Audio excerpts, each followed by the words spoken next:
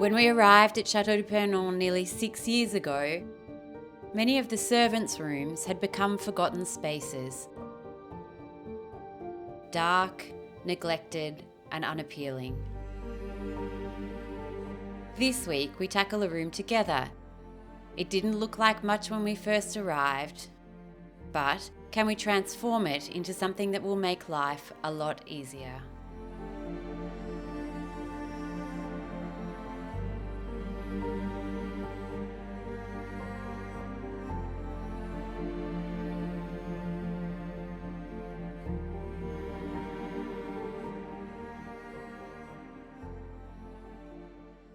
So where are we, babe? Well, we're on the first floor on the eastern end of the chateau. And what was this room originally? This room originally was a domestic staff member's room, so a maid's room, and it is marked on the 18th century plans as domestic, and so that's how we know it. And actually it had a bed that ran across the wall behind us here. And what was it when we found it? Well, when we found it, it was the world's mankiest bathroom.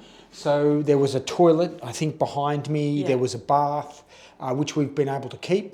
And there was a hot water... We've kept the bath because it was a beautiful cast iron clawfoot bath. Yeah, and we'll certainly find a home for that in one of our bathrooms somewhere in the chateau. Yeah. And it had a huge hot water system here attached to the wall just behind me. So what are we doing with this space? Well, we are here today because we have something urgent that we need to do here because of timing for this week. So this is going to be our first floor laundry. We don't have a laundry yet. We've got a temporary laundry set up in the basement, and this room is not large enough to be the main laundry for the chateau, but it is large enough to provide us with a laundry on the first floor. Yep. And so we've already actually done quite a bit of work in preparation for this, because when we did the planning for the electricity and plumbing on the eastern wing, the floor here had to come up.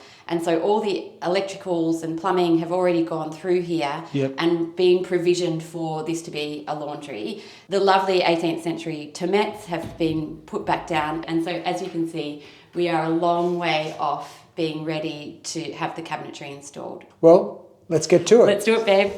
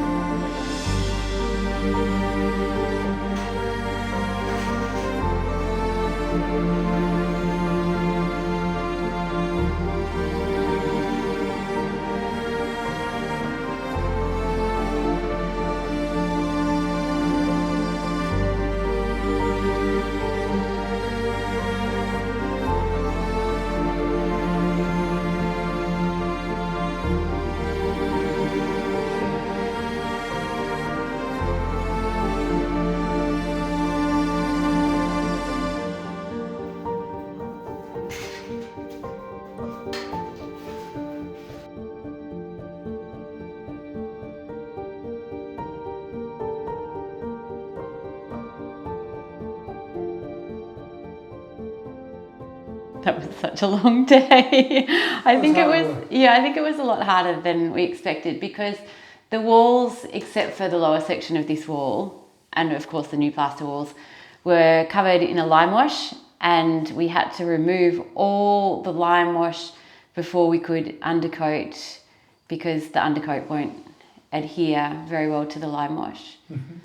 Oh gosh. Very good. I'm so tired and so You dirty. were, of course, a magnificent help, as you always are, boosting our morale whenever it started to flag. Hey, you're the best little one, aren't you? You really are.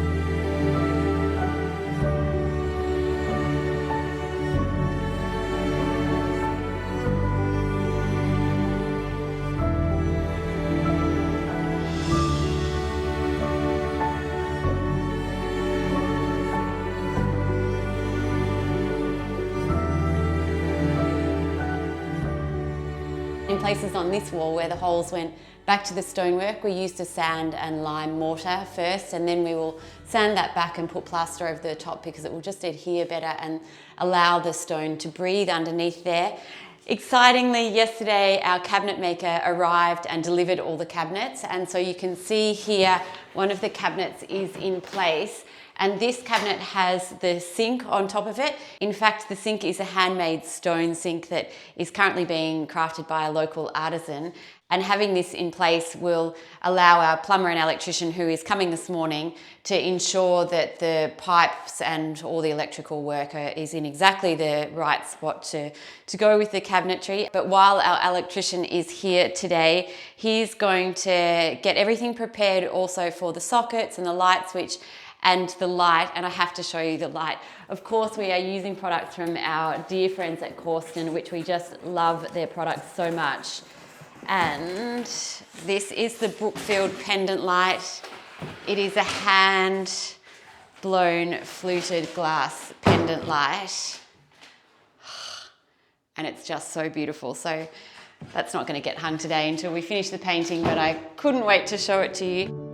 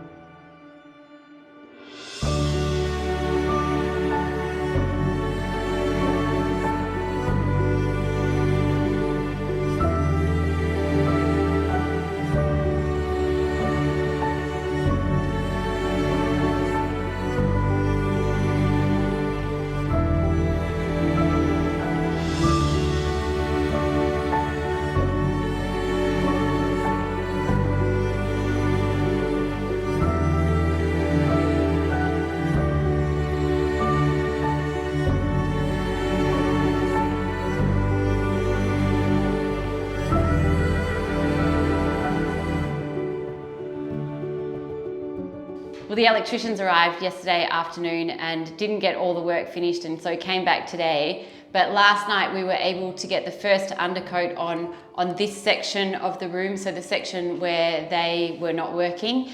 And then today we've had to do quite a few touch-ups. As you can see, it always happens on these old walls, but we will have to undercoat that again tonight, which will mean that the final colour won't go on tonight as hoped.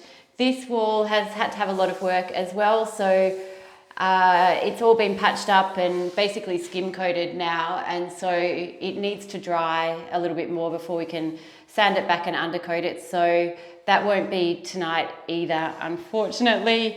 The walls behind me are okay. This is where all the cabinetry is going. Maybe tomorrow we'll get the final colour on, or the first coat at least of the final colour. It's really starting to look like it's not going to be finished this week despite our best efforts, but anyway, we're getting there.